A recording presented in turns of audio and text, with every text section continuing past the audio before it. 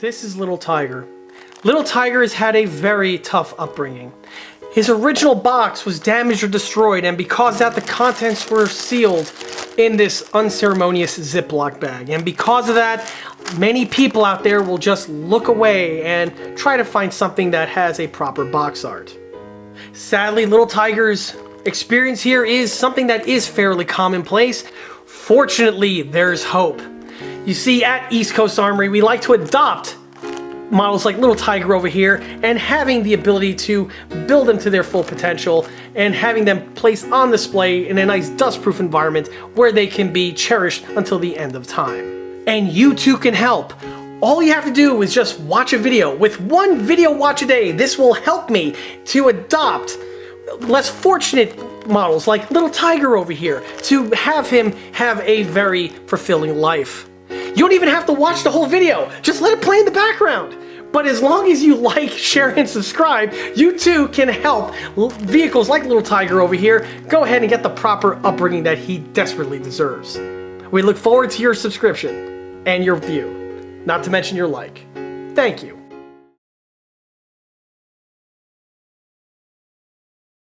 Hey everyone, this is John from EastCoastArmory.com, and I'm here today with a model showcase video for this 1/72nd scale late production German Tiger 1. The model that you see here is built for my own personal collection and is not for sale and or purchase. However, as I often mention in these videos, I frequently take on commission build projects for models ranging between 1/35th scale and 1/6 scale. This model here, clearly being 172, is outside of my normal working purview. However, if anyone is interested in builds I do offer commission build services in, I can be reached via the email address listed below, which is info@eastcoastarmory.com.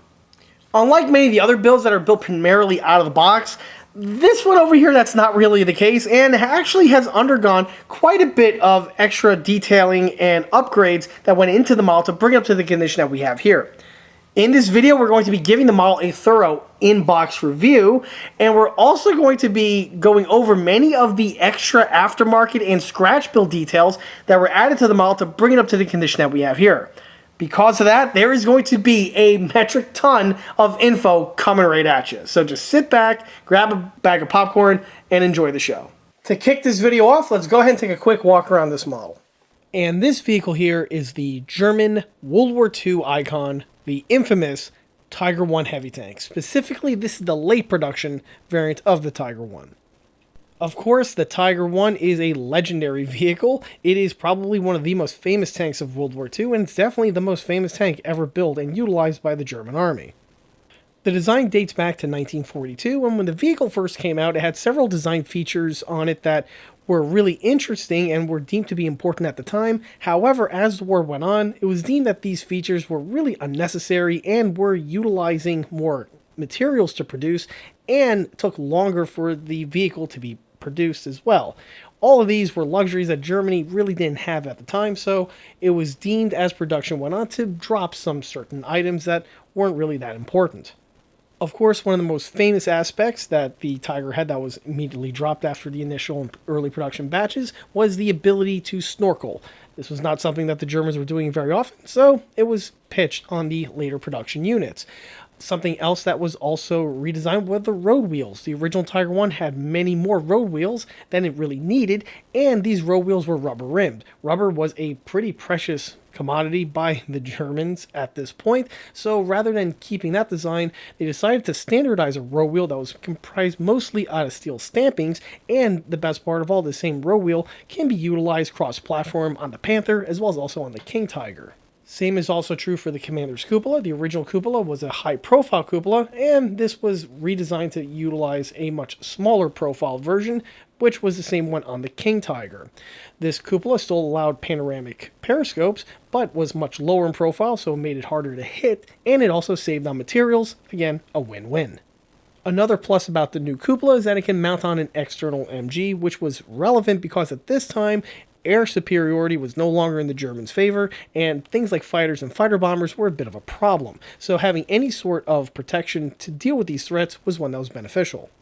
Automotively, the late production Tiger retained the same engine that was used on the mid-production vehicles, and it was also the same engine used on both the King Tiger and the Panther, which was the ubiquitous Maybach HL230. The 230 was a V12 gasoline-powered engine, and it had more horsepower compared to the original Maybach HL210 that was equipping the original initial and early production vehicles.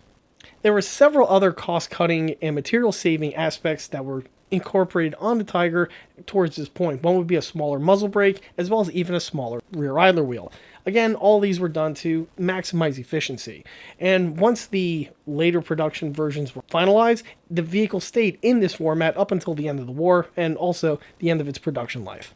Before we continue with the video, let's go ahead and take a step back to when the model was first started in order to get a good idea on what the base starter kit supplies you with. And here's the model at the start of the build. For the base starter kit, I'll be utilizing this bagged 1/72nd scale late production German Tiger 1 from Hasegawa. This model over here is a really new addition to the stash. It came in a few days ago, and finally I'm going to crack this one open, get to it, because I'm kind of on a 1/72nd scale building binge at the moment, and these things do tend to build very quickly, which is great right now, fits in perfectly with my schedule. So, as for this particular one, like I stated before, it is a bagged kit, which means at some point in time the cardboard box was probably damaged and the contents were all sealed. This model here I picked up off of eBay for a ridiculously low price. All in, I think, with shipping and all, I think I paid about like 12 bucks for it. So this thing here was definitely had at a bargain, specifically since what these kits generally go for. So as for what this kit is, like I stated before, this is a 1/72nd scale late production Tiger 1 kit from Hasegawa. Hasegawa is a company that I don't really get to do many builds on this channel because generally they don't really make kits that are in my normal purview, i.e. things in 1/35th scale and larger. But Hasegawa is definitely a very known plastic model kit company and have been around for many decades. Hasegawa is a Japanese plastic model company that have been around since at least the 1970s timeframe, and they have a very wide range of products, and their kits are known to be excellent in quality. And this is something that is seen on their 1/48 scale and smaller airplane kits specifically. Their 1/200 scale ship kits are sublime, but in regards to their tank kits, their 1/72nd scale line of tank kits have also been very highly touted. The Hasegawa tank kits have been in constant production since they originally released back when the series first made its debut in the early to mid-1970s, and they've been in constant production literally ever since then. If anyone's a fan of the channel, you know what, this is not the first time a Hasegawa 1/72nd scale kit came across my desk. I recently completed their 1/72nd scale Churchill Mark I tank, and in that video I stated basically that these kits are really nicely engineered and more or less have been future-proof since this time, and the same is going to be relatively true for the Tiger 1 as well. This version of the Tiger 1, however, has got a little trick up its sleeve. However, Hasegawa has been producing the Tiger 1 kit, or I should say they first introduced the Tiger 1 kit back in the mid-1970s. And the kit was originally an early production Tiger 1, and, like I stated before, have been in constant production ever since. This version here, being the late one, was one that was actually tooled up by Hasegawa in recent history. This particular version, i.e. the late production variant of their Tiger 1 kit, was produced and introduced by Hasegawa in 1997.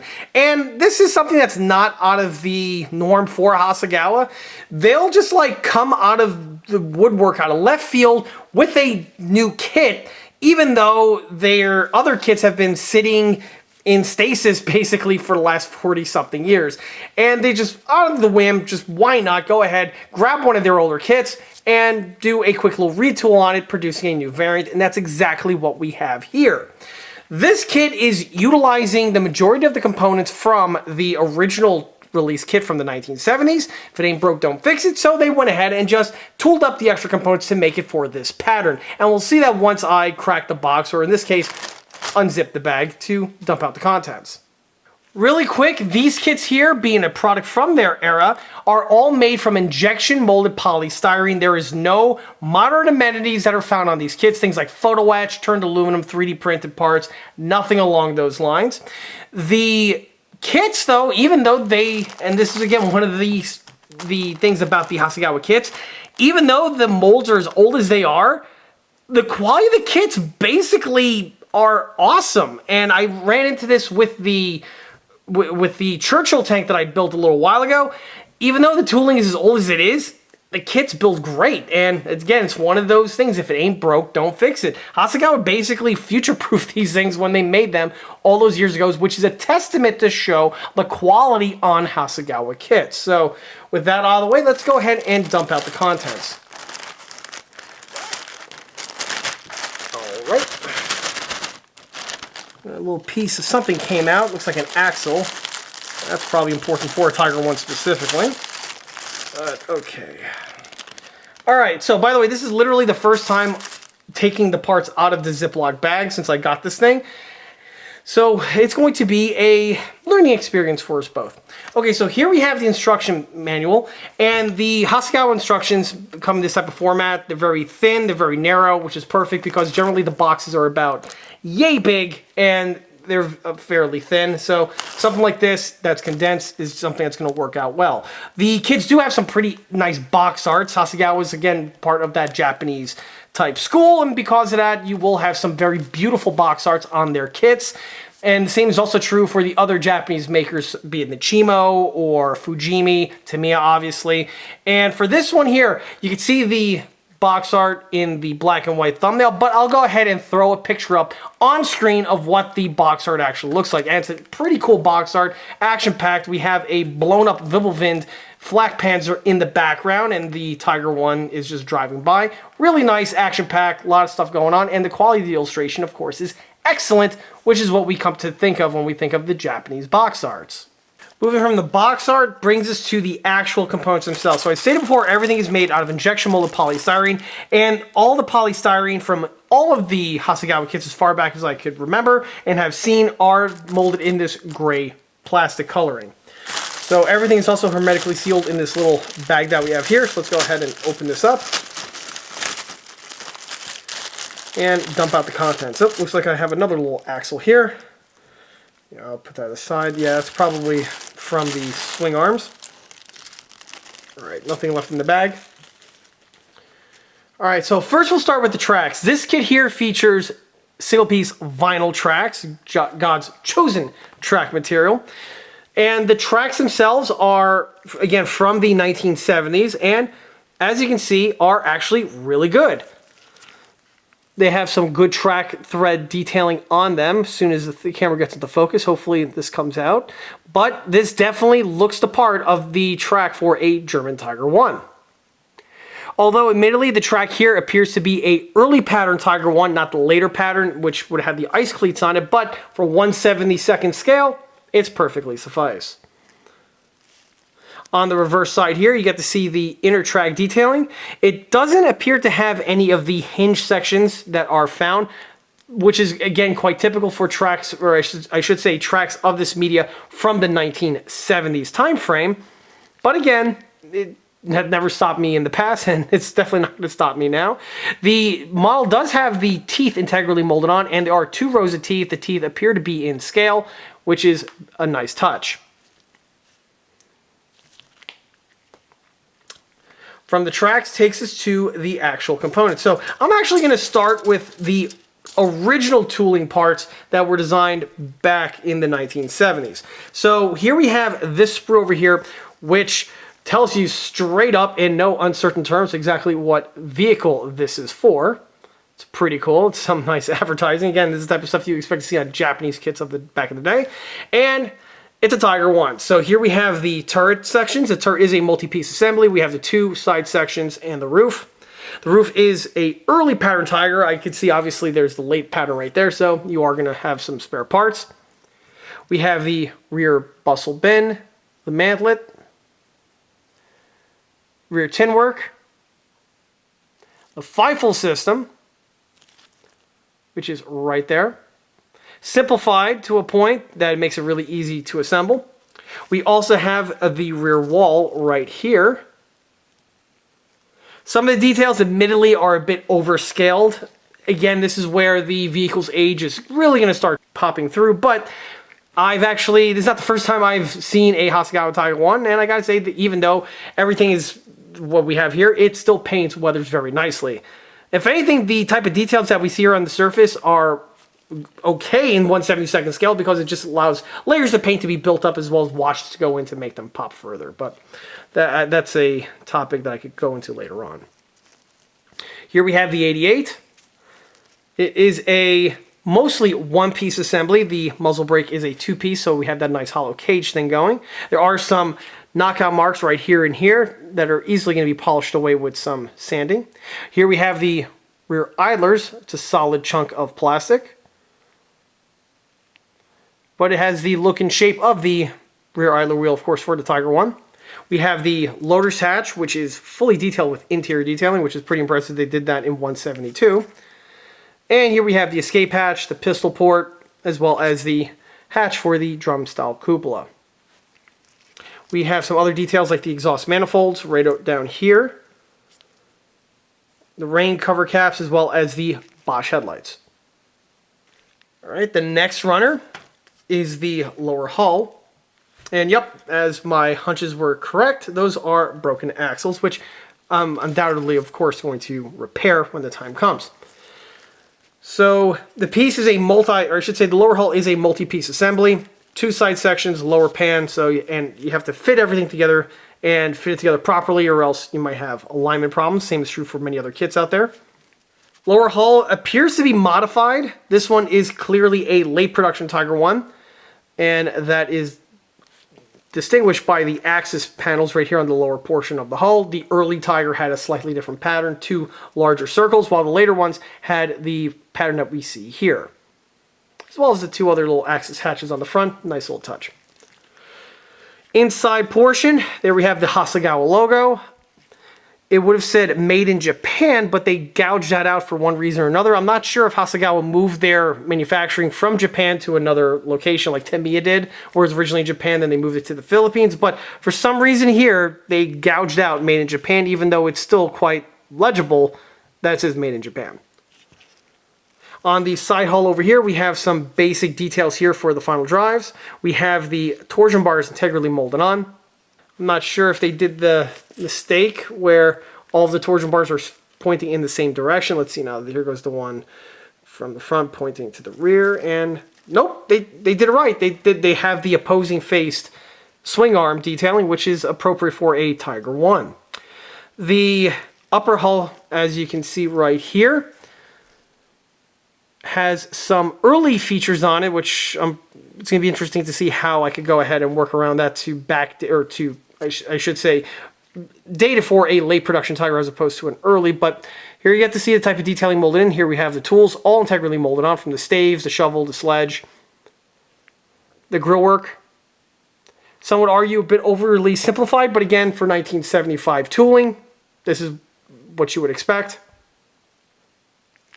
It also has the snorkel weighting plate right over there. We have here those are smoke grenade launchers found on the side of the turret on early pattern Tigers. Obviously for this one it's not going to be needed. And we have these side skirts. Side skirts, single piece. They do have some very faint detailing integrally molded on for the split lines for the different panels. And I think, if I'm not mistaken, they do have some fastener details. Yes, they do. Very faint, very faintly molded. It's going to be interesting to see how that holds up after a layer of paint and varnish. Not to mention primer. The thickness of the plastic are pretty thick. I remember that on the Churchill, once the thing was built, it was a nice, sturdy, chunky little model, which is something that I always personally liked on builds. And this one here appears to be, it's going to be the same way. So that's it with the older tooling stuff. Let's go to the newer tooling stuff. So here we have the roof, as well as some other components that make this a later production version. So the turret roof here is just a drop-in replacement for the original one. It has the later pattern of cupola, the low profile one. Not sure if this one has the thicker turret armor. I'm not seeing that. But it does have the appropriate center mounted air blower, as well as the close quarter defense system. And the optic right there on the front. It is missing the small little divots for the internal fasteners that secure some equipment on the inside. It's an iconic bit of detailing found on Tiger 1, so I'm not seeing it on this one. It does have the mantlet with the armored section with the visor, and I believe the earlier ones didn't. Was it slightly? Yeah, so there's the early pattern right there of mantlet, and here's the one with the extra armor section. So there you go. So you do have two options on mantlets on this one. Here goes the hatch right over there. Has the little handle integrally molded on. At 1/72nd scale, I'm probably not going to replace it with a piece of metal because it's way too tiny, but there it is. And we also have the single Bosch light here, which again for a late Tiger is more appropriate than the dual ones that are found on the upper hull. And of course the MG ring. Can't have a late production Tiger without the MG ring. The next group of runners consists of the wheels, and being a Tiger 1, you have a lot of road wheels. So these ones here appear to be early production Tiger 1 road wheels. That's kind of cool. And they have the rubber rims on them, so if you're ever curious on what the early Tiger 1 wheels look like from Hasegawa, there you go.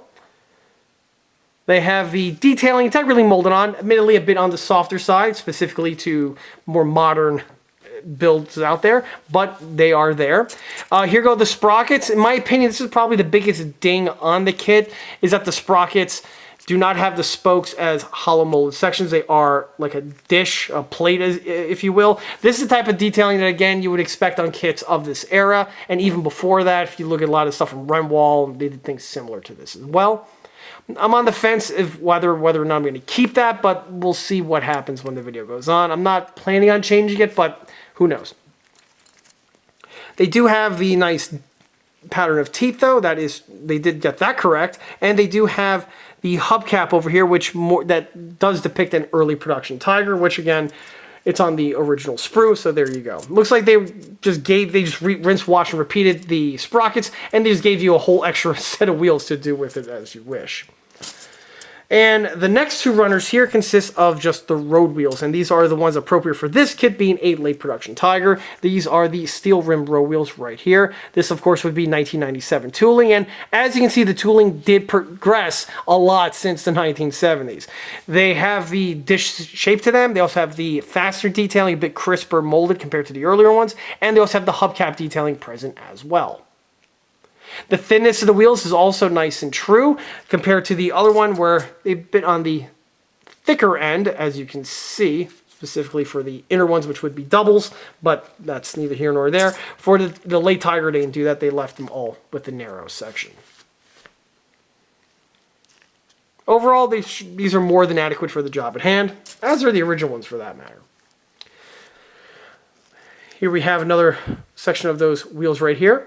And this takes us to a replacement 88. As for why they did this, well, it has to probably do with the gun muzzle. The muzzle brake on the early Tiger one was a lot larger physically compared to the one on the later one. There is this myth out there that the late and the early Tiger had different armament. That is patently false. Definitely not true. It's the exact same armament. The only difference was the size of the muzzle brake. And that is something that I've had people try to tell me on a few builds, my Armortech specifically in the past, and that is literally patently false. It's just not true. Here we have this section over here. It appears that this one's slightly better molded. We have a smaller knockout mark right over here compared to the other one, still easily addressed and polished away. As for the piece, it's still solid molded with the brake being a two-piece assembly, as you can see right here and here. And we also have a new loader's hatch, which I guess is a little bit different than the original one. Let's see.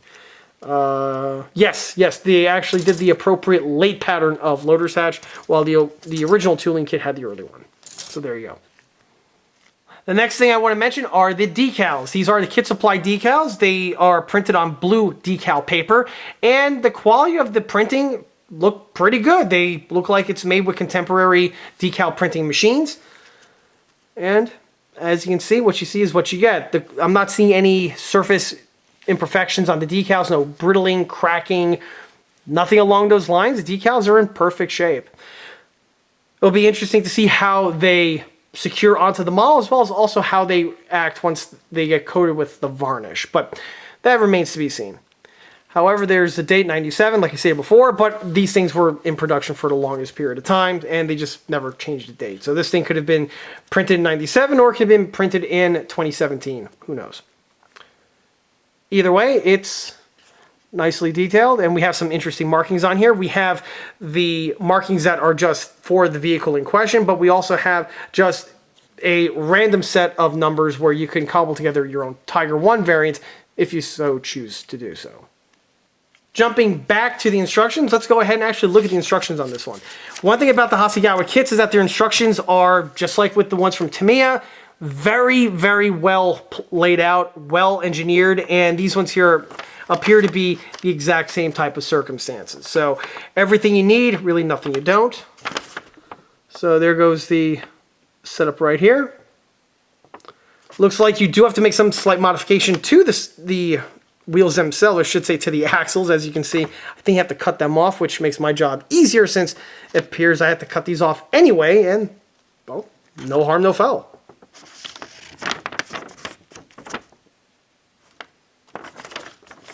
And there you go. Very abridged set of instructions, I should say, and that's really all you need to throw one of these kits together. Nothing much to talk about here. Let's go ahead and get this one started. Jumping forward a little bit, here we have the model fully assembled as well as fully modified, and it's actually ready to head off into paint. But before I go ahead and get this thing painted, I might as well go ahead and point out some of the mods that were made to the model, because again, it's easier to go over it at this point of the build compared to when everything's fully painted and weathered. So this was a build that definitely had some escalation happen. I wasn't anticipating to having to do the mods or some of the scratch build upgrades that went into this build when I first started the project, but here we are, so we'll go ahead and dig right in. So the very first thing that was added was, of course, the coat of Zemerite. The Zemerite was applied with the red putty, the same exact red spot putty that I use on all of my builds for things like plugging up holes, seams, as well as even adding my cast texturing. The link to the material that I use is found in the Amazon link below. The Zemerite was applied with a spatula in order to make sure it's nice and evenly applied, and then to achieve the sculpting I use a comb from a dollar store, no less, that has the thinnest bristles I can possibly find, and I go ahead and rake them across the sides, and then with the spatula I go ahead and add the vertical vertices on them. And here you can see the end result. I think it came out pretty good. I've never had to do Zemerite on a model this small before. The smallest I've ever had to sculpt Zemerite before was on models in 135. So doing one in 172 was a bit of a it was stepping outside my comfort zone, so to speak, but I think it came out pretty well, specifically for the scale, and it's going to look even better once everything is painted and weathered, or at least that's the idea. On the Zemerite, you'll see that I did not add the sections to these areas over here. These were left empty because these are where the side skirts go, and you never want to have Zemerite applied to those locations. Other areas where you don't want to have the Zemerite is right over here where the exhaust heat shields get fitted in place, as well as also on the back portion where the rear bustle bin goes, and also on the area over here where the escape hatch is. The trickiest spot to add the Zemerite was to the mantlet, as well as also to the rear area here where there's lots of tight confines that need to be worked around. And this is where the use, or I should say the application of the spatula really came in handy, because I was able to get as close as possible to certain areas to do the sculpting. Specifically around these axis hatches that we have here, or axis panels that we have here on the back of the Tiger 1 for the track tensioner, as well as also the starter. On the mantlet, there's a lot of just nooks and crannies, and getting in there was a little tricky, but obviously I was able to persevere. The rest of the build just was with modifications and adding certain scratch build details that were omitted by the Hasegawa kit. And the Hasegawa kit, again, it's definitely a product of its era, from a model kit from the mid-1970s, so the detailing is a bit soft in certain areas, or is just absent in others. So the first thing I want to address is the headlight. Now, the headlight was supplied with the Hasegawa kit in the correct location. They originally would have been mounted here on the top for the earlier tooling version of the Tiger 1, but this being the late one, they go ahead and leave those ones for the spare bin, and you have a center-mounted headlight right here for the front. The original locations where the headlights go, there's still a hole in those locations, and they get plugged up with a little bit of putty, and then you just polish them down. This is something that you have to do. And then you mount the headlight right here on the front armor plate. Sounds easy enough. However, the detailing of the Bosch light is missing the actual mounting bracket. And on a real Tiger 1, there was a mounting bracket that was attached right here to the top plate, and it went around the armor plate and gooseneck until finally it gets to the correct location. This is where the Bosch light would be affixed to. The piece over here is just fabricated out of a thin strip of soda can aluminum. I cut it to shape, bent it, and then mounted it on after the Bosch light was fitted in place. Then you can also see I actually fabricated the power cable for the Bosch light. This was done out of a small piece of floor wire, bent the shape, added, drilled a small little hole on the top portion here where the piece plugs in. And again, this is really going to improve the model and make it punch well above its own weight. On the top deck over here, you can see that I fabricated the missing clamps for the tow cables. There are no tow cable provisions whatsoever on this kit, or at least supplied with this example. And obviously, the tow cables are a very massive, important bit of detailing for the Tiger 1's top deck. So the omission of them was something that I couldn't just stand by. So the pieces here, I modeled the vehicle to replicate that has the clamps in place. However, the tow cables themselves are absent. It's a bit easier to do that than try to go ahead and fabricate the cables, which is something I really don't have any time for, but this is a good medium and it does cover the bases quite well. So the clamps themselves are actually made out of Plastruct strip that I went ahead and did the old school fabrication methods to go ahead and fabricate it. In fact, all of the details I'm going to mention that were upgraded were the old school method. It was fun to crack into some of those old techniques that I learned from all these years. And also it kind of reminded me back when I was younger, doing these as a teenager when there was no luxuries like resin parts or 3D prints, and you were literally on your own. So it kind of reminded me a bit of that. But anyway, so I took the styrene strips here and I filed down the middle section here with my needle file to this little shape, and then I was able to carefully snip them to shape and mount them to the appropriate locations. Once everything's painted and weathered for this scale, it should definitely give a good representation of the part in question. On the back portion, there are of course two clamps that are found on the back that help loop the tow cable in place. These here are just two small little pieces of, again, Plastruct strip, cut the shape, and then glued to the appropriate locations.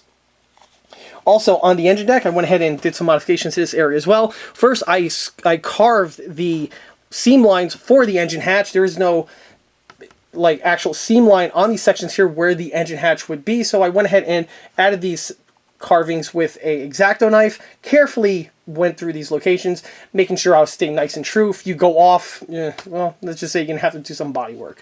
But luckily that wasn't the case on this one here. For the center portion, the kit again is designed for mounting of the FIFO system. So the area was plugged up where the hole for the V piece needs to be fitted in place, plugged up with the bodywork, and then sanded flush. There were some faux rivets on there for the use of the FIFO system setup, which would not be correct for a late Tiger, so I polished them down so it's nice and flat. Fortunately, I don't have the fasteners in place, but again, with 172, it's a bit tricky to go ahead and fabricate those type of fittings, so I just left it in this manner. On the engine hatch itself, I added the two little lift handles. Those were absent on the kit. Two little pieces of wire were bent to shape, drilled in, or the holes were drilled into the plate, and they were added to the corresponding locations. And I also added the little legs over here, which are used to help remove or open the engine hatch when it's in its closed state. The pieces themselves, again, Plastruct strip, cut into a triangle type setup, and then were dropped into the areas that they needed to go to. Also on the rear section over here, you get to see the addition of the antenna storage tube, just a piece of floor wire, clipped, mounted, and we're good to go. On the very rear of the vehicle, we have here the jack mount. The jack was sort of integrally molded in. It was just an amorphous shape. Didn't really have much detailing on it. And plus, with the model needing to get its Zemerite coating, it was omitted altogether. So basically, I went ahead and deleted it, sanded it totally flush, and then added the Zemerite. After the Zemerite was added, I went ahead and fabricated the mounts here out of thin strips of soda can aluminum, cut the shape carefully, bent to the appropriate shape, and then just fitted in place. On the reverse side, this is where the most amount of work went for the hull, was with the fabrication and the installation of the track removal cable mounts. Of course, just like with the top deck, one iconic bit of detailing on the Tiger 1 is the track removal cable setup found on the side. And for this one being a late production Tiger, I went ahead and emulated that as close as possible. So first, the little straps here are made out of soda can aluminum, bent the shape.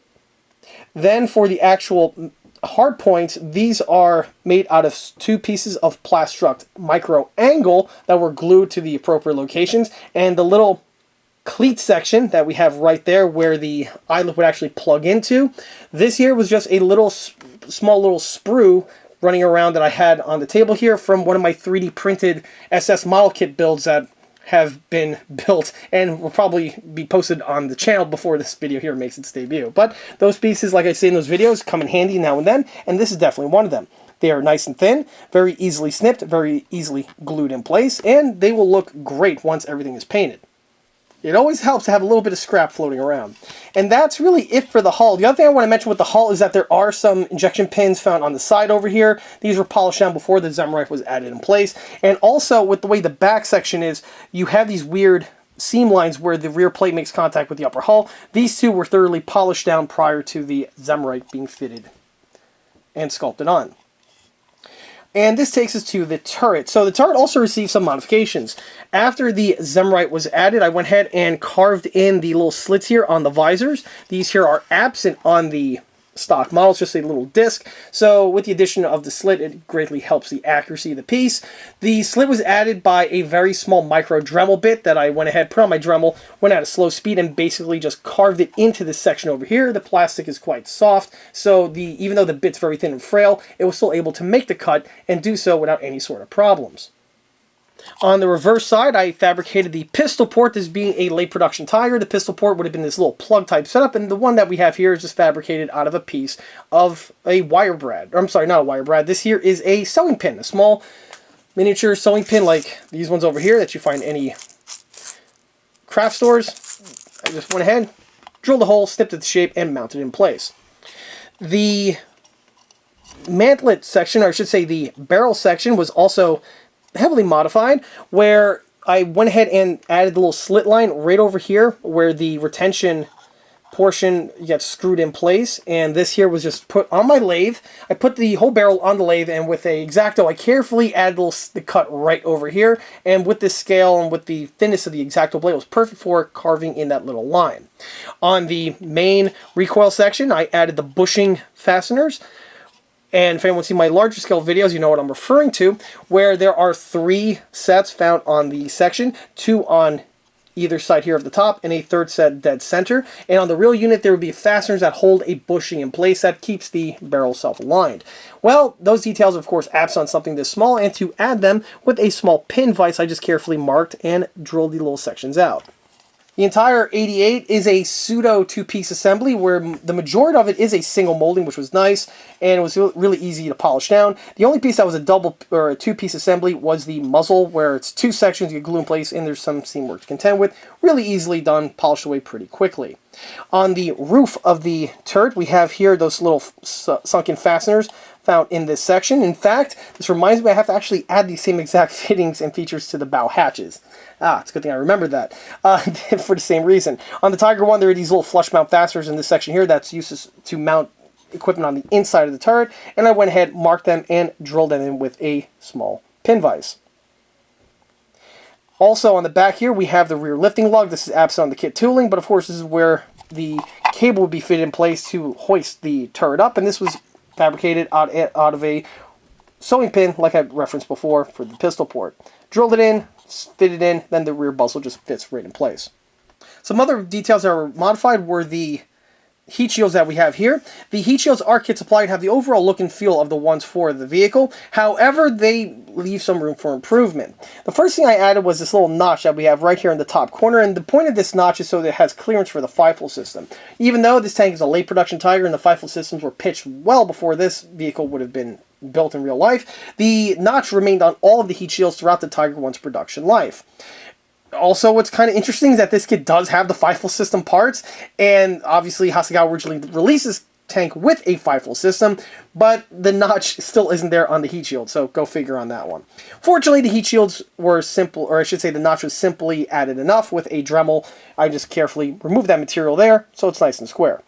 The other thing to reference are the 2 little crimped embossings that we have right here and here. This is something that would be found in all the Tiger 1 heat shields that have this type of pattern, and on this model here they were fabricated out of very thin floor wire. I bent them to shape, carefully glued them to the appropriate locations, and once the paint and weathering goes on, it's really going to spice them up compared to leaving them absent. On the one on the reverse side, you can see that the Dremel had a little bit too much material removed, and it when I was removing the material, it chipped off a chunk of plastic, which was gone forevermore, but fortunately it was easily resculpted. I just squared the piece off, put on a piece of styrene strip, blended everything in with the super glue, polish it down, and this guy here should blend in absolutely perfectly once fitted to the model. As for fitting, you'll notice that they are not fitted at this time. These are going to be mounted to the model after the thing is fully painted and weathered. It just makes it easier to weather the exhaust stacks with the pieces removed, and then at the very tail end, fit them in place. The other thing I do want to reference is that the kit is missing the armored heat shields that would be found on the bottom sections, and fortunately, you're not going to see them with the heat shields in place. However, the heat shields are emitting the little notch that would be found in the bottom portion. And you'll notice I did not add them to this model over here because to do that, you will actually delete the sections where the pieces plug into the model, and I kind of need those. So for this one here, I'm just going to leave it in this format and call it a day. If someone out there is working on one of these and wants to go ahead and customize and upgrade further, this is definitely something that you may want to consider. However, for this build here, the way you see it should be enough. I got too cocky, bros. I flew too close to the sun on this one. Alright, so this build here, and normally it would be totally completed, and it would be on the reflective table, and I'd be talking about the suspension, which I am still going to do, but that's got a little bit of a delay in it. Well, during the build, I was on the tail end. It was basically just about finished, and it was time to install the suspension and the track. Well, the suspension went on as per the kit, and I was installing the track. Track themselves, painted my usual format, as I always reference in these videos. One of the tracks, the right-hand side one, went on without any sort of hitch. Perfect. Exactly as one would expect. However, the left-hand one was just being uncooperative. It was, I don't know, the glues were not setting right. It just was popping off places where it shouldn't. It was really being a pain in the ass. So, stupid me, again, I cannot stress this enough, this is definitely a human error. I went to speed up the glue so they dry a little bit faster, and I used the heat gun on the lowest setting. Yes, I know, massive rookie mistake. However, I'm just saying this right now to use as a cautionary tale. So, do not do that. Because what happened was, even though it was a quick swipe or two, it wasn't quick enough, and the glue started to set, which was great. However, because of the heat, the track started to deform at the tail end of the build, and it basically ruined the track. How much so? Well, you be the judge. There it is right there. It's gone. It's dead, Jim. Once I saw that, I'm like... And in the past, I would have been completely screwed. I would have been done. I would have been case, set, match, call it a day, the build's over. However, thankfully, we are living in current year, and in current year, we have aftermarket solutions for 1/72nd scale Tiger 1s. And fortunately, it came in to really not only save the day, but to actually, in all fairness, going to make the build all that much more improved and polished. However, before I bring out what I use as a solution, I do want to mention the stock suspension is actually fine. What screwed me was myself. It was personal error. I was beginning to rush. I was trying to wait. I was so excited to get this stupid thing finished that I really did something I shouldn't have. Learn from me. Don't do that, okay? Let the damn glue set and set the thing aside and do something else. Don't let that little feeling in the back of your head saying, oh yes, it's almost finished, we're gonna do this, overtake the best of you. This is literally the equivalent of hitting a home run, running from third to home, and pulling your ACL halfway or 3/4 of the way through. Don't do that. So, the suspension here is not going to be used on this build, but you're asking, but what are you going to use in its place? Well, to the rescue, I have this right here. This here is a 1/72nd scale 3D printed resin late Tiger 1 suspension set from SS Models or Yaolin or what. It's SS at the end of the day. And if anyone has ever watched my channel before, you'll know that the name SS Models is one that should be familiar because they have a wide range of other full resin kits in various scales, mostly 135 specifically for this channel. Well, in addition to producing full kits, they also have a wide range of aftermarket accessories for airplanes, ships, and tanks. And one of which is the set that we have here. This here is a replacement set of complete suspension, track, and sprockets included for a late production Tiger 1. And in addition to this set, they also have a set for the early production Tiger 1 with the rubber-rimmed road wheels and the early pattern of track. Not to mention the early pattern of sprocket. Nice touch. So for this one here, it kind of became a double review in a way. So let's go ahead and take a look at these replacement sections here. These tracks, by the way, picked up off of eBay. The link can be found in the video description below.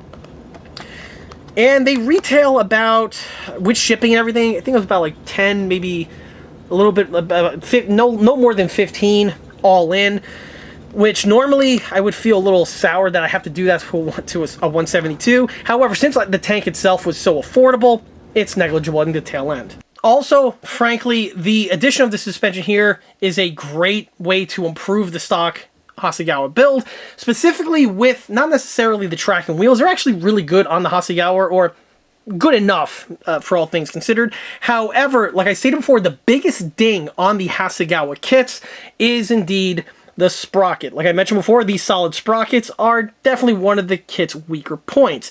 However, with this set over here, that definitely solves that problem. So let's go ahead and crack this thing open. First, it comes in this little plastic display box, which is nice. It keeps it strong from shipping, and it should make it to its final destination without any sort of problems. And then when you're done with the build, you could use it for stowing stuff. So that's cool. Okay, set that aside. Here go the parts here. They are in the gray resin 3D printed material that has been seen on several other SS kits that I've brought to the table in the past. Or recently, I should say. Okay, so we have two sections right here. And as you can see, the tracks are integrally printed, all timed and tensioned out perfectly. The wheels are separate printings, which is a little strange. How the hell am I going to squeeze those into the appropriate recesses? That remains to be seen. However, the pieces themselves are nice and protected. We have this little fence over here. Same type of features are found on, again, other SS kits. The suspension is suspended on these little struts like we have on a pier, best way to describe it. So you simply cut all these off and the pieces just pop off. As for the sprocket, far superior compared to the original Hasegawa one. As you can see, it's got the bell housing, it's got the arms, and it also has the correct face pattern with the late pattern Tiger 1. Early Tiger 1s have a different hub, as anyone who's ever watched my Armortech videos will know. While the original Hasegawa one, it's basically a one-size-fits-all type approach. No bell housing and nothing along those lines. Viable? Yeah, it works. Granted, if you're not an idiot and script the tracks like I did, but obviously this setup here, much more superior. The tracks also have the mud slits on the teeth, which is incredible that they were able to print that in this small scale. It truly is astounding what can be done in modern technology with 3D printers. It's just mind-blowing.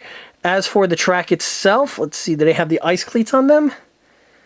I'm not seeing them. I don't think so. No, the tracks appear not to have the ice cleats, so it's a early pattern of Tiger 1 track. Oh, I know. Oh, what a travesty.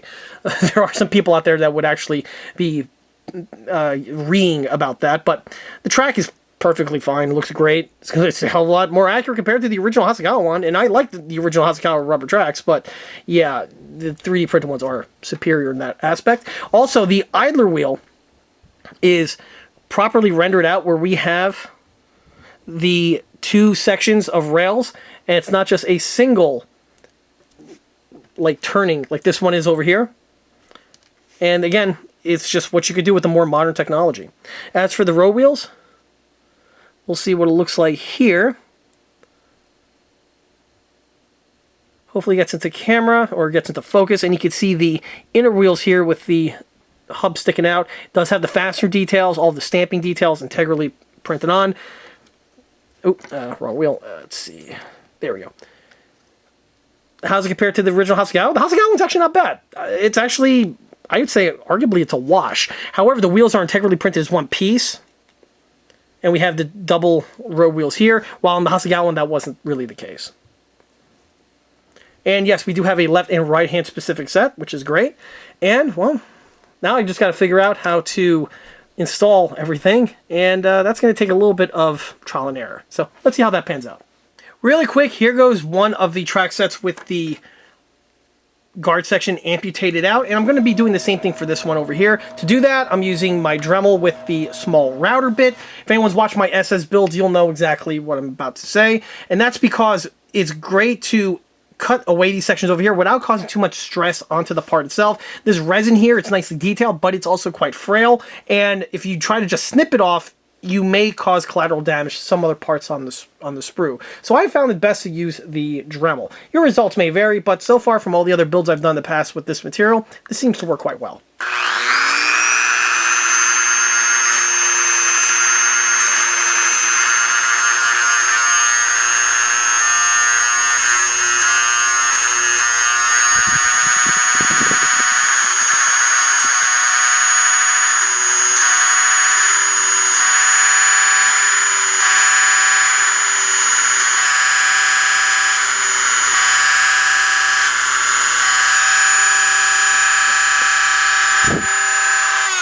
And presto.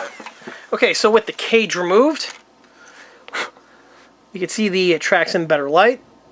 One other thing I want to mention is that the piece not only has the sprocket, but also has the final drive housing integrally printed on it as well. That's also pretty cool. Alright, so now I'm just going to go ahead and snip all these things off. You could try to use a clean cut snip for that. Good luck. I'm again going to roll with the Dremel.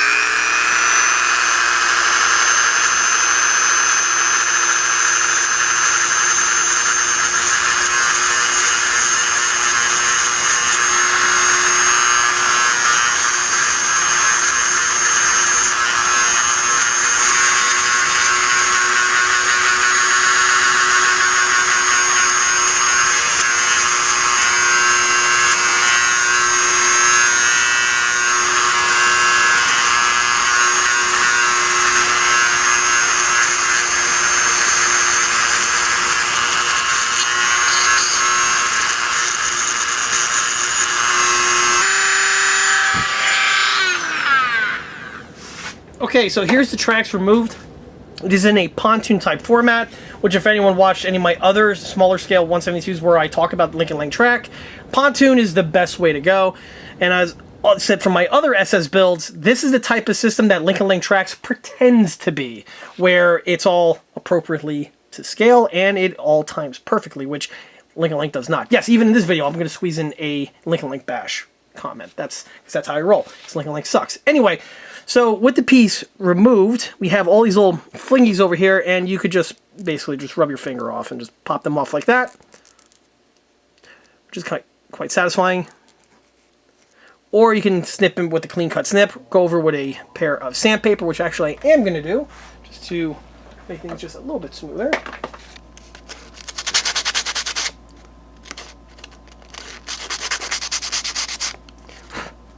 Just like so.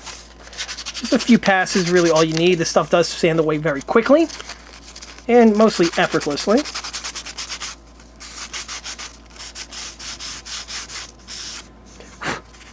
Alright, there's the final drive section I was mentioning before.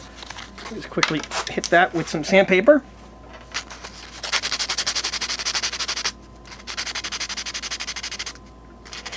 As for if this is designed for a kit specific, I don't know.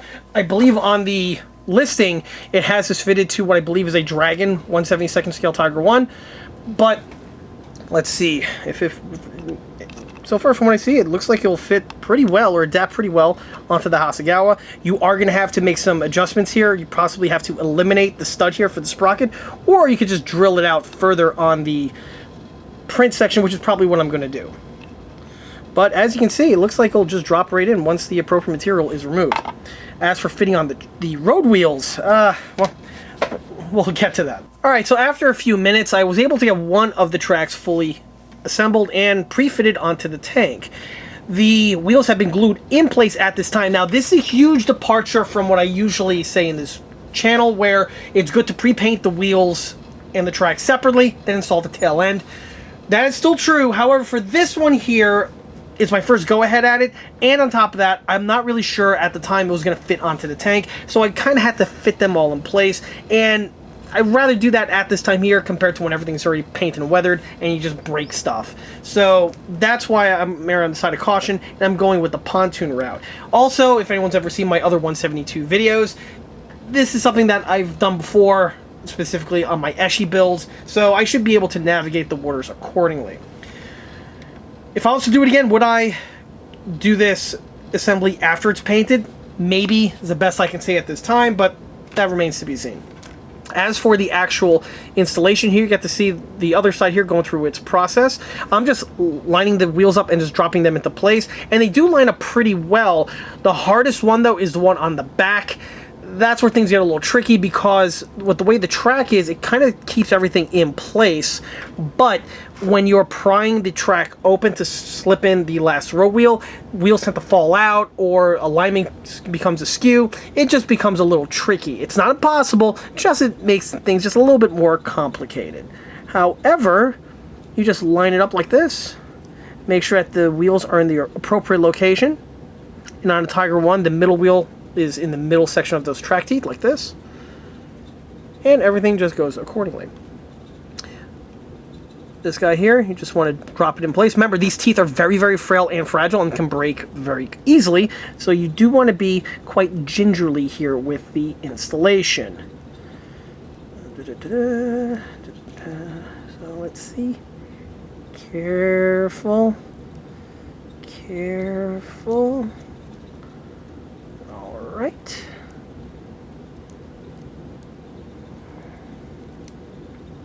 Alright, there we go. It's in the right location. He's not, though. See, he popped out. See what I mean? So you want to make sure... just like that. You want to also make sure you have the correct orientation of the tracks. If you have the wrong wheel in the wrong location, you are screwed. So, yeah. Here was the last one.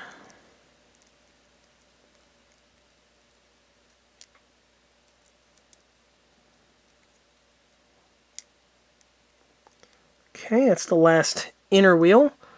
Now let's put on the last outer. This is where things get complicated, as I stated earlier.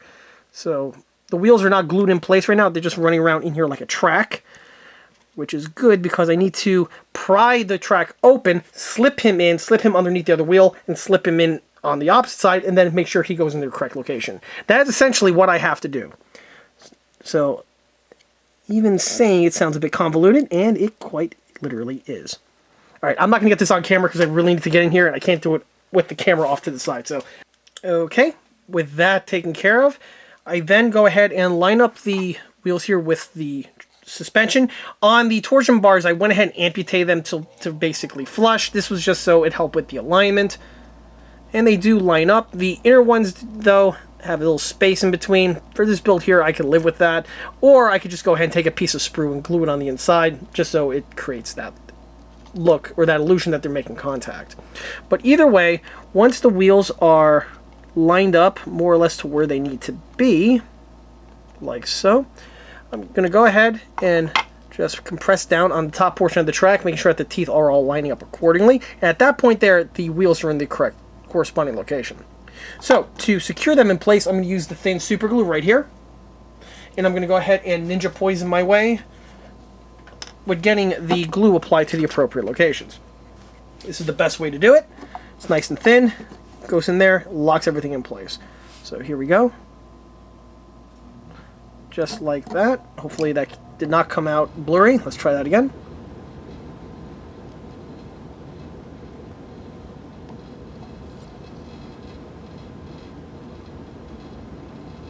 You want to use the thin stuff because it dries practically on contact, and also it's very, very, very flat. So when it dries, you're not going to see any blister or anything else along those lines. And you don't have to add the glue to the external portions. The interior portions are really all that's required. It's not like a rubber track where it'll bounce on, it'll flip up on the one side.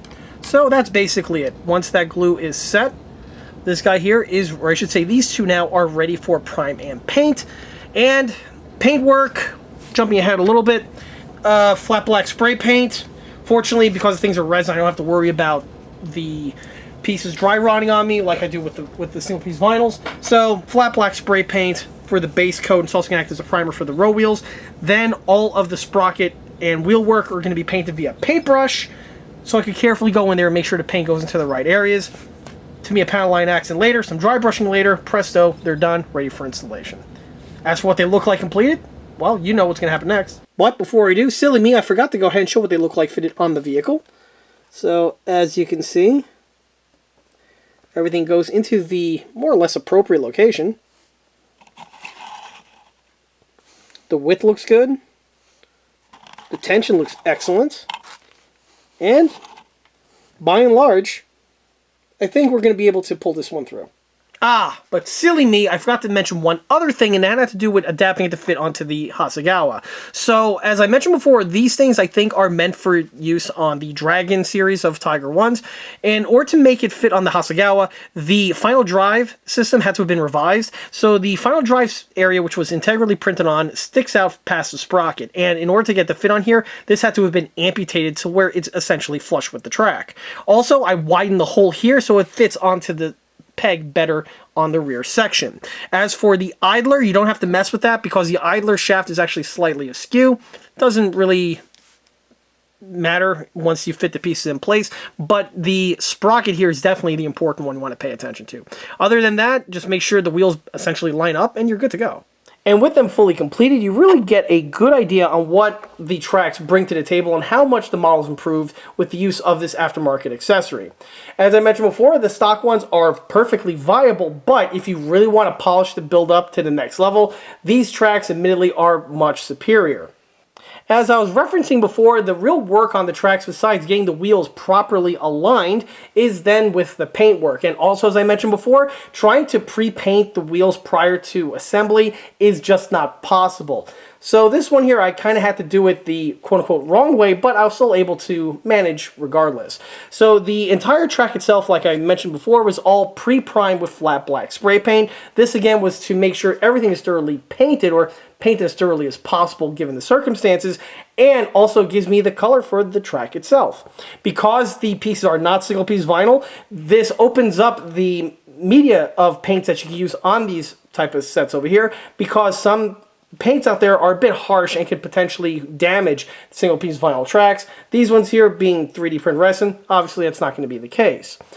And as on that topic, I will definitely say again, if you are working with single piece vinyls, regardless of the company, it's always best to use Tamiya acrylics for the paint work on the base, because the Tamiya paints work really well with vinyls and it doesn't have any sort of negative effects on them like some of these other harsher paints do. However, with the PSA TED Talk out of the way, let's get back to the suspension that we have here. So the paint was applied to the tracks again via the spray paint. I was able to get in, for the most part, all of the crevasses that are found on this set. I believe I needed a paintbrush with the same paint to get into the inner sprocket area over here, for the reason that should be fairly obvious. However, the paintwork was actually pretty straightforward. The next trick was to go ahead and paint the road wheels, and this was something that was a bit challenging, again, due to the interwoven nature of the road wheels on the Tiger 1. This did add some complexity to it. Unlike having the luxury of painting them off on the runner or off the model itself, for the reasons that I already touched upon, you can't really do that with this set here. It's a bit tricky because of, again, the wheel alignment. So in order to do that, I went ahead and carefully painted everything with the paintbrush, and I had to go in and make sure everything was thoroughly painted as possible. Fortunately, I've had some good results and good techniques that I picked up from doing the SS model builds, which have a suspension very similar to this. No surprise there, they're from the same company. But due to the experience I gained from working on those models, I was able to get the paint applied into the appropriate locations and done so without really any collateral damage, i.e. paint running or dripping all over the place. Again, this is something where your paintbrush game really needs to be in order to get things properly painted out. However, the most challenging aspect of the paintwork wasn't just getting the paint onto the row wheels. That was straightforward enough, or as enough as you're going to get, but it was adding the weathering, and the weathering being both the dry brushing on the tracks themselves, but more specifically the worn steel on the faces of the wheels. Of course, this being a late production Tiger, this would have the steel rimmed row wheel sets, and these obviously would have paint wear out in these sections over here without a whole lot of use. Seriously, if you ever built a 116 or a 160L Armortech and you drive the thing after the thing's freshly painted, yeah, you're going to start seeing paint wearing off in those locations fairly quickly. So this had to have been applied again with the paintbrush, and this was the most trickiest aspect of the weathering to apply, because you really don't want to have any sort of mislocations where the row wheels are, but also, most importantly, you don't want to get any sort of collateral damage of the silver paint going where it doesn't need to go. That was something that was a little touch and go. I did have a little drip or two. It's bound to happen, but I was able to polish it off with a little bit of a paintbrush of mineral spirits, a little wipe down with the brush, and then a little dabbing with the cloth, and I was able to clean it up.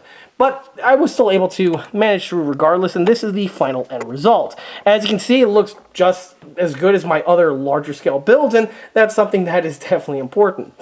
On the Tiger 1, not only do you want to paint the row wheels themselves with the steel rim, but you also don't want to forget the rear idler, which is right over here. These rear idlers on the Tiger 1 cradle the horns that are on either side of them, and because of that, these will wear out quite quickly in terms of paint, and you will have shiny exposed areas like the way you see here.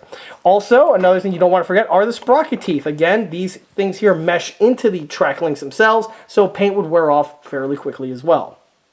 A final bit of weathering that was also added to the wheels was the sweating of the bearings. These bearings here would not last very long in the wild, and it wouldn't be uncommon to have a leak or two from the oil that would be found into the inner recesses of the row wheels hubs, and they would eventually start sweating, and then even worse, it would start dripping over time. So this is something that I like to add on several of my builds, and it adds a little bit of extra character and life to your build, and something that you should definitely look into, specifically if you're working on one of these type of vehicles and you're just trying to get just a little bit of extra accuracy or a little extra character to the build. With luck, it comes out on camera, but specifically in a certain lighting and at certain angles, you can see the sweating effects on the various hubs that are found on this model. Go ahead and try this side. Maybe some more of them will come out. There you go. When you're doing these type of effects, you don't want to do the same type of effect in the same locations on every wheel. That's something that actually kind of detracts from the look as opposed to helping you. Again, you would just want to pump your brakes and just get a little bit of a feel for it. Maybe you do one this way, you do another one the other way, and by the time you're finished, you'll have something that's a bit unique. And jumping ahead a little bit again to the paint and weathering work, for the row wheels themselves, they just absolutely love a swipe of Tamiya panel line accent. It just loves to go in there and highlight all of the little nooks and crannies and bumps and ridges that would be found on these row wheels. Not to mention, it really brings out in more light these small little fasteners that are integrally printed on. And the very last thing I want to mention on the suspension takes us again to the sprockets. And here you get to see again the beautifully rendered sprockets, which are in orders of magnitude superior to the original Hasegawa ones. Same again is also true for the rear idler wheel, and these are just light years ahead of what the original tooling did give you with this kit. As for fitting the tracks on, like I showed before, they just slip onto the locations for the sprocket, and the other locations for the wheels more or less line up where they need to go. But the one aspect that you do need to make a modification for, specifically when mounting to the Hasegawa kit, is the rear idler mount. The rear idler is in a slightly different location compared to the kit one, and so because of that, it's going to not align, and it's something that looks a bit goofy and will hurt the look of the build. Fortunately, the remedy is quite simple. I literally just fabricated a faux idler mount that we see here out of a thin strip of sheet styrene. I cut it to the appropriate shape of the idler mount, which is like an oval pattern, if memory serves, and I basically painted, weathered, and fit into these two locations here on either side, and with these pieces added in place, looks much more prototypical and far better compared to just having the piece jut out and not making contact with anything.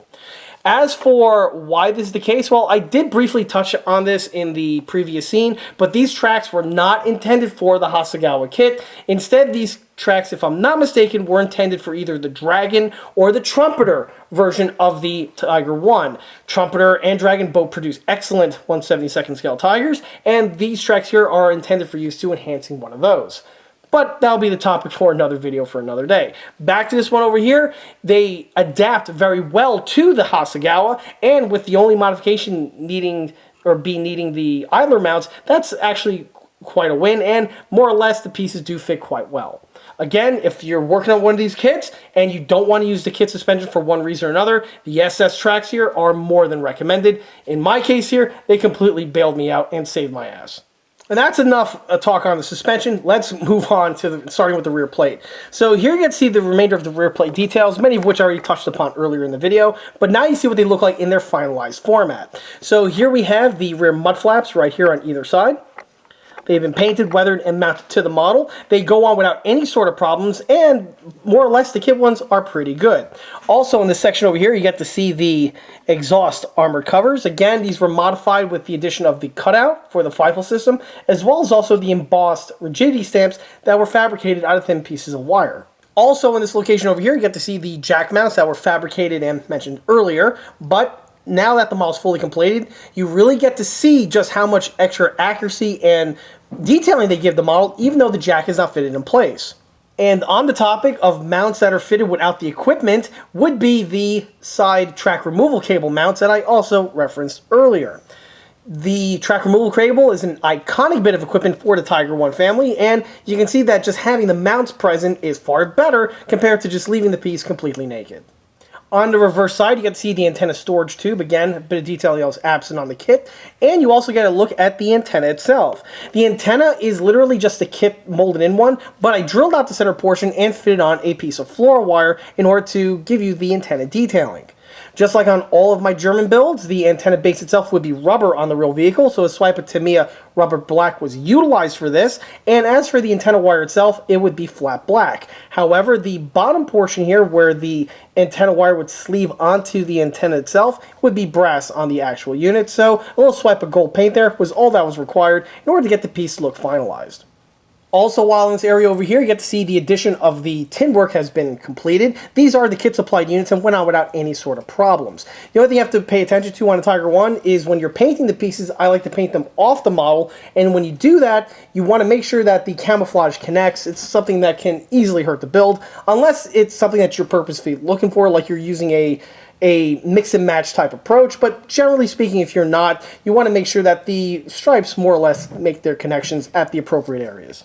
The next thing I also want to reference with the tin work involves Zimmer coating. I did touch upon this earlier in the video, but here you get to see exactly why. So if you're Zimmer coating any Tiger One, regardless of scale, you want to make sure you know where the fenders get fitted in place, because while on the real one, there would be no Zimmer coating on these locations over here, but more importantly, when it comes time for installing the tin work in place, if these areas coated with the Zimmer coating, the tin work is not going to fit on appropriately, and it's something that's going to hurt the look of the model. So bear this in mind whenever you're doing a Zem coat on any Tiger One, regardless of scale.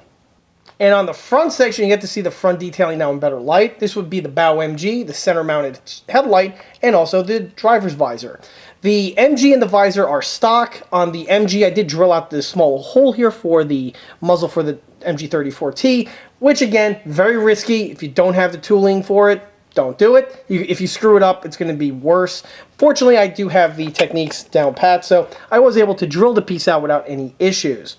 On the headlight, this again was modified from the kit original, where I did use the kit headlight. However, I fabricated the bracket and the power cable, which is something that was absent originally on the Hasegawa kit. With these detailings fitted in place, again, you really get to see how much it does polish this older kit up. On the very front of the vehicle, I'm beginning to see things that I added as modifications, but forgot earlier. But now that the model has the Panline accent, they're physically and literally jumping out at me, so I could actually remember doing these mods. So the first mod involves the armored cover for the visor. Of course, the Tiger One has an iconic visor right over here for the driver, and equally as iconic is the large guard that's in this section over here that protects the visor from any incoming rounds. On the real vehicle, the piece would be fastened to the vehicle not with welds, but with fasteners, specifically large slot screws. And these would be found in a row on the top portion over here. They are mostly flush fitting, however, there would be a small little indentation where they are present. And on the model here, I added them in the right numbers, no less, with the use of a pin vise with a very small bit. Carefully, I was able to drill out these little sections over here, giving you for the final end result that you see. Also in this section here involving drilling out are the two bosses found in either section here of the armor plate. On the real vehicle, these bosses are actually quite important because these are the provisions for mounting on a crane that is used to help remove the sprocket. So obviously a bit of importance for the vehicle, and the detailing is found on all Tiger ones, and on this one here they are present but they're molded solid, so with the use of a pin vise I just simply drill them out, improving the vehicle's detailing. And moving topside, you get to see some more of that detailing, such as the 3 holes that are found here on the hatches and on the top deck. This was something I was alluding to earlier in the video, but now, again, you get to actually appreciate it. So the real unit on the vehicle, the hatches and the hinge work would be connected to one another with the use of 3 fasteners. And these fasteners are flush fitting, but again, you would still see a small little indentation on the roof and also on the hatch itself. And these 3 locations were marked with a pencil, and then I went ahead and added little divots again with the pin vise. Once added in place, again, the detailing accuracy of the build goes up. And also, again, you get to see the well bead that was mentioned before, found here in the center area. It's also found here a little bit on the back, but the turret basically covers most of that up. Either way, again, it improves the detailing. You can also see the tools and the jack block that have been painted. These were integrally molded on, and just like I mentioned in a lot of these other videos, you have to carefully paint around them. If your paintbrush game is in check, i.e. the paint isn't too runny or too chunky, you should be able to navigate the waters quite well. Towards the sides, we have the cleaning staves and the tow cable mounts. Again, tow cables are absent on this build, but the mounts are present, just again giving the vehicle more detailing. And on the staves, these are nicely molded, they're nice and deep, so I just carefully painted around them. And again, as I frequently mention on these videos, the staves that are found on these German tanks, the end connectors would be brass, so to paint them, just a little swipe of gold paint's really all you need to do to improve the model and just making it, again, punch well above its own weight. You'll be surprised how many builds out there where people just forget that entirely and they just paint the entire thing wood, and that's not doing you any favors. Even worse, they paint the thing black thinking that they're metal. Again, not doing you any favors. On the connectors, I like to paint them in brass. However, I believe that some units out there may have been painted just to keep the shine down on the brass, so potentially you could get away with painting them black also. But me, I personally like painting them brass just because, well, it looks pretty. And there's obviously a clear delineation on what would be the metal end connectors and what would be wood. On the rear plate over here, again, this is where the kit is a bit weak, admittedly, detail-wise. We have the grill work, which would really be beneficial if I had a set of photo etch ones on hand to throw on these areas, but for this build here, that's not going to be the case. The wells do paint nicely once that panel line accent goes in there. It does the job quite well, and for the scale, it seems to work just fine. But also, we get to see those other details I was referencing before, namely the grab handles, as well as the lifting feet right over there. Just polishes the build up immensely. On the rear intake, this here is just reworked from the kit one, and as you can see, it just has more or less the look of a later pattern of intake compared to the early or initial pattern, which the kit does replicate. Remember, the kit originally had this provision here for mounting on the FIFO Y, but without the FIFO in place, you just have to polish down a little bit to get the look that you see here. Of course, moving upward takes us to the turret, starting with the 88. The piece itself is decently rendered. There was that small little knockout mark that's quickly polished away, and once that's gone, the piece is perfectly adequate. The muzzle brake section, again, 2-piece assembly, simple polish down with a little bit of thick super glue and some sandpaper, and you're good to go. Also, you get to see those bushing mounts that I mentioned before. There's 3 of them, or 3 sets of them. And the bottom set should possibly pop up right there on camera, right there underneath the main jacket. Again, another way to make the model punch above its weight. On the mantlete, you get to see what it looks like with the Zemmerit added. And this just now takes us to the remainder of the turret work. Like I was referencing before, the visors were carved into the plastic. Give you the lens section here. We have the pistol port that was also added. And we have the top deck detailings include the other flush fastener mounts that I also referenced previously. In addition to these flush fitting fasteners, I also added them around the close quarter defense weapon. Again, done with the same method, and obviously it improves the look of the model. And we have the rear lifting lug right there on the back of the turret for good measure. And that's all there is to mention about the detailing. This takes us to the paintwork. So the model's painted in my usual format. The model's primed, and then the majority of the paintwork is applied via the airbrush. A little bit of dry brushing, and some panel line accents are added for the final end result that you see here. For the primer work, I utilize my flat black El Cheapo spray paint, and I literally mean just the cheap stuff that you buy at Lowe's or Home Depot. That's my default spray paint for use as primer. Some guys out there, they like to use a more dedicated modeling primer, being in gray or whatever color they like to choose.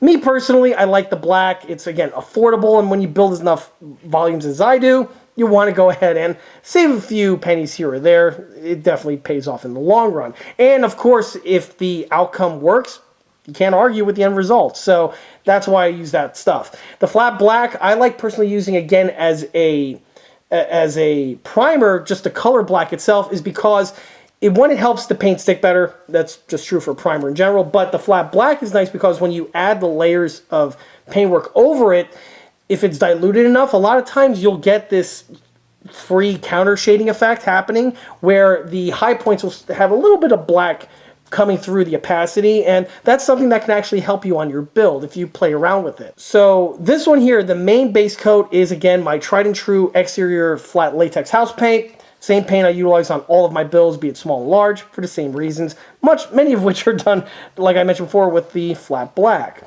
The other paints that were added are Tamiya. I have Tamiya red brown for or flat brown, I believe, for the brown work, for the Dunkelbrun, and the Dunkelgrün is just Tamiya olive green. Again, airbrush applied. The airbrush was done on this one here. Fortunately, I was able to dial the airbrush in just enough to get the pattern to the way you see it. Airbrushing German tanks is always a real problem, specifically in smaller scales, i.e. smaller than 1/48. Because trying to get the airbrush dialed in to paint that tiny is something that can be a bit tricky, but obviously I was able to muscle through. At first I was thinking on trying to apply the paint with a paintbrush, and I was actually attempting it, but I didn't like the way it was coming out, so I went ahead and just washed that paint off and reapplied it, and this is the outcome that I got. Much better in comparison compared to the way it was coming out before with the paintbrush method. Which is funny because I've used the paintbrush method in a few other builds and it came out great. Just this one here, I don't know, just the planets were just not lining up appropriately. So it goes to tell you, if you're doing a build and you're painting it and it's just something is off, it's not working out for you, don't just forge ahead, stop and regroup and then try it again in a different way. It'll probably work out better for you if you do that, as opposed to just muscling through to the end and then you're like finishing a build that you don't even like. That's definitely something you want to avoid. For the weathering work on this one, I did something a little bit different. Rather than going with a lightening agent like a cream or a white, I actually took diluted Tamiya Dunkelgelb, or dark yellow, and I just simply applied it in a wash type format, and I was able to tone and mute the colors down, but do in a way that look a little bit different compared to the other methods that I've mentioned and shown on this video in the past. Another thing I did for the weathering was I did my usual counter shading with Tamiya diluted flat black in the airbrush on the various locations to get you the counter shading look. And then from there, it got some Tamiya panel line accent to make everything pop out, which on this vehicle here was great again for the row wheels, but also for the grill work and even the Zemrit. You literally have nooks and crannies creamed all over the side of the vehicle. The panel line accent is going to be a little helpful in getting those things to just pop a little bit more. Then after that was applied, dry brushing was done to get the chipping effects that you see presently. The weathering was also done to the exhaust manifolds, where I weathered them with the Sophisticated Finishes rusting agent, which is like a literally real rust that grows on the object, so it looks pretty good and realistic in that regard. Then after that was added in place, the shields are actually painted off the model, and I went ahead and added the rust on them with a little bit of airbrushing with acrylic paint. I don't like to use Sophisticated Finishes on the guards. It just looks better if it's done with paint, in my opinion. And once that was applied, a little bit of flat black was added for the exhaust soot, like you see here. And this here's the final end result of that. It's really great to get the best of both worlds. You get the really rusty nature of the Sophisticated Finishes stuff on the exhaust manifolds themselves. And on the heat shields, they're less rusty, but you can still see the color starting to burn up a bit with the use of applying the effects via the airbrush. Of course, the last thing to mention are the markings. These are the kit supply water slide decals, and they were good. they went out without any sort of problems. When you're adding decals to a tank that has Zemerit on it, this is something that can be a bit problematic because of all the nooks and crannies, trying to get the decal that's a flat piece of plastic essentially to map to these sections over here can be tricky and difficult at times, but with the use of the Micro 7 Micro Sol, I was able to go ahead and soften them up to get them into the areas as much as possible. Once the decals were fitted in place, the entire model was hit with, you guessed it, my boy, VMS matte varnish. The stuff was applied via the airbrush, and this is the end result. The matte varnish did a fantastic job with anchoring the decals in place, which on a Zemerated tank is extremely relevant. And again, it just does a great job with reducing as much as possible any sort of decal shine or silvering. And the Hasegawa decals, again, excellent quality. And they went on more or less without any sort of issues. In the end, this build was a really fun, curveball-filled experience. I was not expecting the turns that happened throughout the course of construction. The original construction being the build itself, where it threw me some curveballs where I honestly wasn't really expecting having to make some of the improvements that I did with the old scratch build stuff. However, then the other curveball being the replacement of the tracks. That was seriously not something I had envisioned, and it was not on my bingo card for this build, but yet here we are. And having gone through all of that, it was totally worth it. The build came out absolutely beautifully, and it's just a really nice addition to have to the collection. And if you made it to this point of the video, I want to say thank you for that. Obviously, I've kept you entertained, and I've kept your attention at bay long enough for you to reach to this point of this very long, surprisingly long, model showcase video. Honestly, I wasn't even expecting this video to be as long as it is, but here we are. Which now brings us to what you're probably expecting and waiting for, skill level and recommendations. So, is this a kit I can recommend to a beginner? And specifically, I'm talking about the Hasegawa baseline late Tiger without the modified suspension or just built out of the box. The answer is, surprisingly, yes. This is actually a simplistic kit and one that a beginner can theoretically put together. Put together keyword, paintwork, you're on your own. German tanks are always some of the hardest to paint because you generally need an airbrush for that, and beginners don't really do airbrushing. They mostly stick with hand painting. But anyway, as for the kit itself, it is somewhat easy to put together. And I wouldn't recommend this to be a first kit, but maybe like a third or fourth kit to put in your lineup. That's the type of person I would recommend this kit to.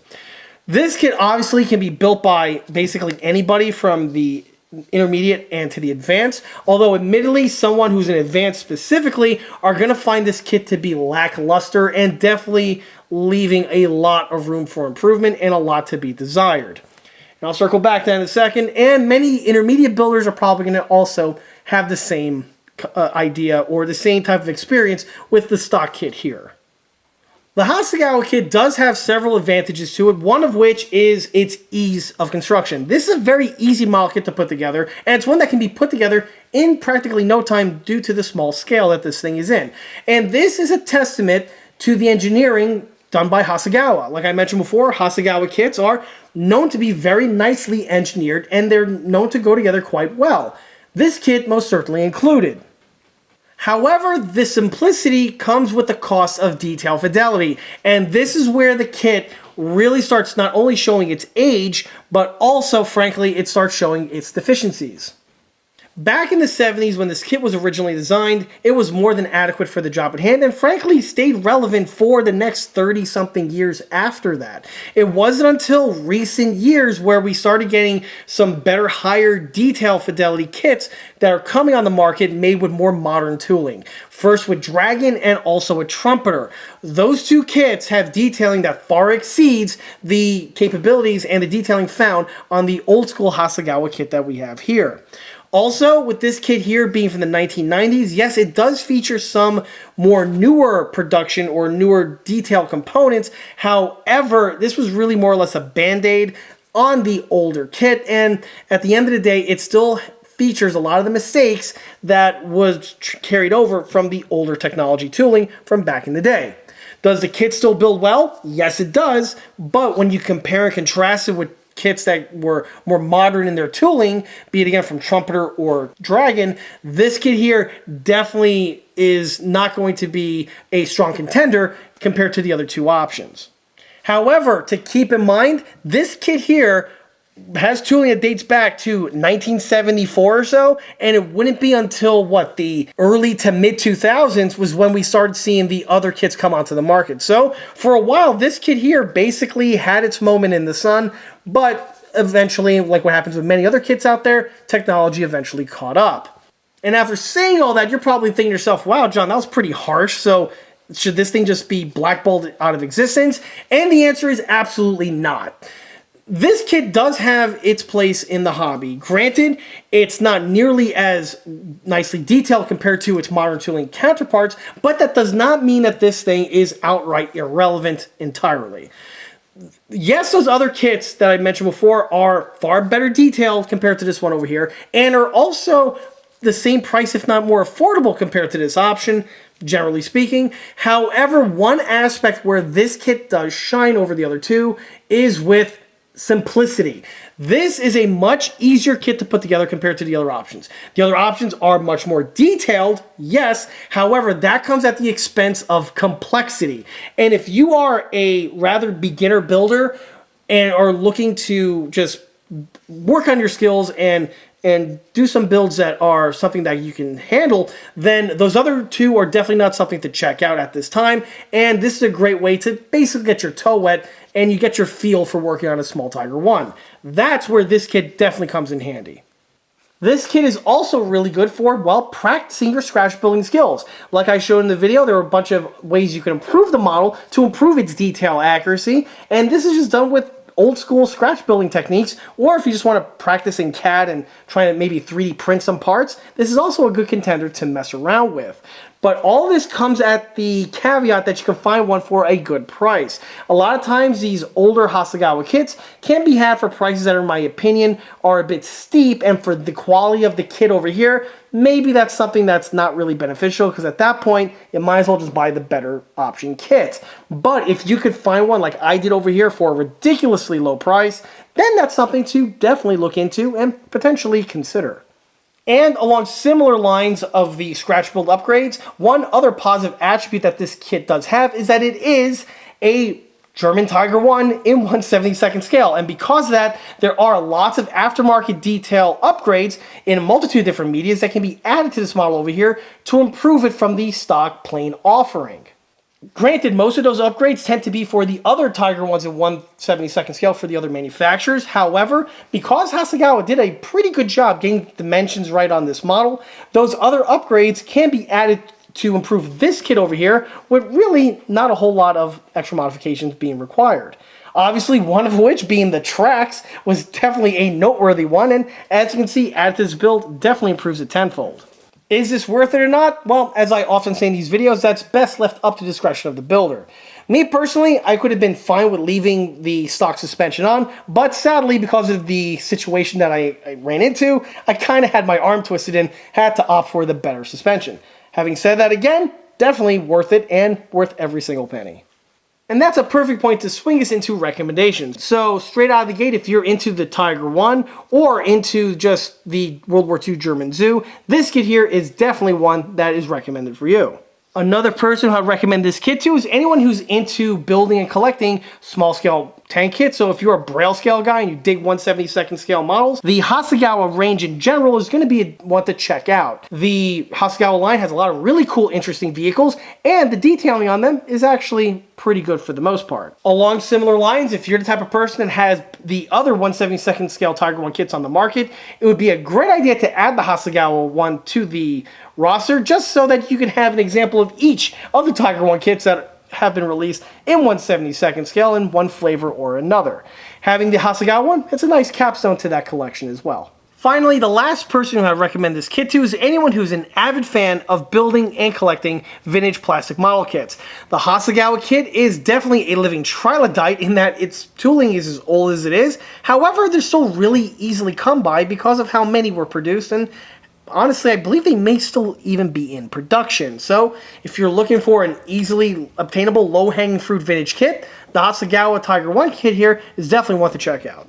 And with that, that wraps up this model showcase video for this 1/72nd scale, late production German Tiger 1.